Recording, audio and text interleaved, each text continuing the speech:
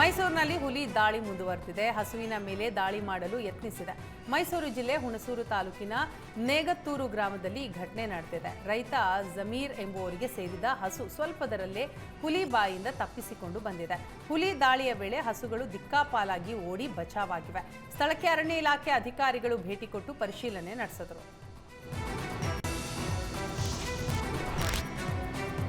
ಕನಕಪುರ ತಾಲೂಕಿನಲ್ಲಿ ಕಾಡಾನೆ ಹಾವಳಿ ಮುಂದುವರೆದಿದೆ. ದೊಡ್ಡ ಆಲಹಳ್ಳಿಯ ಮೊರಾರ್ಜಿ ದೇಸಾಯಿ ವಸತಿ ಶಾಲೆ ಆವರಣದಲ್ಲಿ ಕಾಡಾನೆ ಪ್ರತ್ಯಕ್ಷವಾಗಿದ್ದು ಮಕ್ಕಳು ಮತ್ತು ಶಿಕ್ಷಕರು ಆತಂಕಗೊಂಡರು. ವಸತಿ ಶಾಲೆಗೆ ಸರಿಯಾದ ಕಾಂಪೌಂಡ್ ಇಲ್ಲದ ಕಾರಣ ಶಾಲಾ ಆವರಣಕ್ಕೆ ಕಾಡಾನೆ ಬಂದಿದೆ.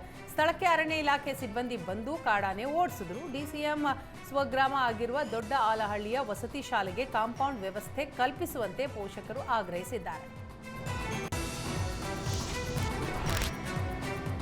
ಆರ್ಥಿಕ ಸಂಕಷ್ಟದಲ್ಲಿರುವ ಪಾಲಿಕೆಗೆ ಬೀದಿ ನಾಯಿ ಹೊರೆಯಾಗಿದೆ. ಸುಪ್ರೀಂ ಕೋರ್ಟ್ ಆದೇಶದಂತೆ ಬೀದಿ ನಾಯಿಗಳ ಸ್ಥಳಾಂತರ ಪ್ರಕ್ರಿಯೆ ಶುರುವಾಗಿದೆ.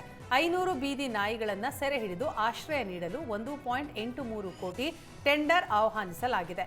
ನಗರದಲ್ಲಿ ಒಟ್ಟು 2.80 ಲಕ್ಷ ಬೀದಿ ನಾಯಿಗಳಿದ್ದು ಬೀದಿ ನಾಯಿಗಳಿಗೆ ಆಶ್ರಯ ನೀಡಲು ಕೋಟ್ಯಾಂತರ ರೂಪಾಯಿ ಖರ್ಚು ಆಗಲಿದೆ.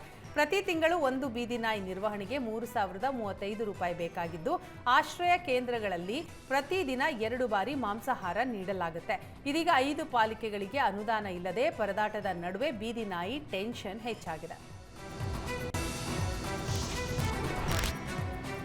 ಚಿಕ್ಕಮಗಳೂರು ಜಿಲ್ಲೆ ಮೂಡಿಗೆರೆ ಕ್ಷೇತ್ರದ ಹೆಡದಾಳು ಗ್ರಾಮದಲ್ಲಿ ಗುಂಡಿ ಕಾರ್ಬಾರ್ಗೆ ಜನ ಹೈರಾಣ ಆಗಿದ್ದಾರೆ. 10 ಹಳ್ಳಿಗಳಿಗೆ ಸಂಪರ್ಕ ಕಲ್ಪಿಸುವ ರಸ್ತೆ ಗುಂಡಿಮಯವಾಗಿದ್ದು ವಾಹನ ಸಂಚಾರ, ವಿದ್ಯಾರ್ಥಿಗಳು ಶಾಲೆಗೆ ಹೋಗೋದಕ್ಕೆ ಪರದಾಡುವಂತಾಗಿದೆ. ಜನಪ್ರತಿನಿಧಿಗಳಲ್ಲಿ ಮನವಿ ಮಾಡಿದ್ರೂ ಕ್ಯಾರೆ ಅನ್ನಲಿಲ್ಲ.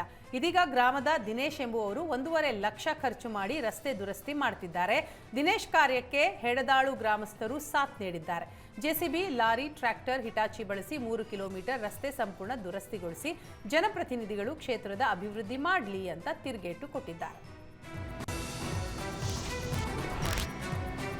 ಶೀತಗಾಳಿಯಿಂದ ಮಣ್ಣಿನಲ್ಲಿ ಗಡಸುತನ ಹೆಚ್ಚಾಗಿದೆ. ಹೀಗಾಗಿ ಭದ್ರಾ ಡ್ಯಾಂನಿಂದ ನಾಲೆಯಲ್ಲಿ ನೀರು ಹರಿಸಲು ರೈತರು ಒತ್ತಾಯಿಸಿದ್ದಾರೆ. ಭೂಮಿಯ ಗಡಸುತನ ತಡೆಯಲು ಮತ್ತು ತೋಟಗಾರಿಕೆ ಬೆಳೆಗಳ ರಕ್ಷಣೆಗೆ ನೀರು ಬೇಕಾಗಿದೆ. ಮುಂಚಿತವಾಗಿ ಭದ್ರಾ ನದಿಯ ಎಡ ಮತ್ತು ಬಲದಂಡೆಯ ನಾಲೆಗಳಿಗೆ ನೀರು ಬಿಡಲು ಒತ್ತಾಯಿಸಿದ್ದಾರೆ. ನಾಳೆಯ ಒಳಗೆ ನೀರು ಬಿಡದೆ ಹೋದರೆ ರೈತ ಸಂಘ ಹೋರಾಟದ ಎಚ್ಚರಿಕೆ ಕೊಟ್ಟಿದೆ. ಎಡದಂಡೆ ನಾಲೆ ವ್ಯಾಪ್ತಿಯಲ್ಲಿ 8,300 ಹೆಕ್ಟೇರ್, ಶಿವಮೊಗ್ಗ ಮತ್ತು ದಾವಣಗೆರೆ ಜಿಲ್ಲೆ ಸೇರಿದಂತೆ ಬಲದಂಡೆ ವ್ಯಾಪ್ತಿಯಲ್ಲಿ 97,270 ಹೆಕ್ಟೇರ್ ಪ್ರದೇಶದ ತೋಟಗಾರಿಕೆ ಮತ್ತು ಕೃಷಿ ಬೆಳೆಗೆ ನೀರಿನ ಅಗತ್ಯ ಇದೆ. ಶೀತಗಾಳಿ ಹೆಚ್ಚಿದ್ದು ಭೂಮಿ ಗಡಸಾಗ್ತಾ ಇದೆ. ಬೇಸಿಗೆ ಹಂಗಾಮಿನ ಭತ್ತದ ಸಸಿ ಮಾಡಲು ಮತ್ತು ತೋಟಗಳಿಗೆ ತುರ್ತು ನೀರಿನ ಅಗತ್ಯ ಇದೆ ಅಂತ ತಿಳಿಸಿದರು.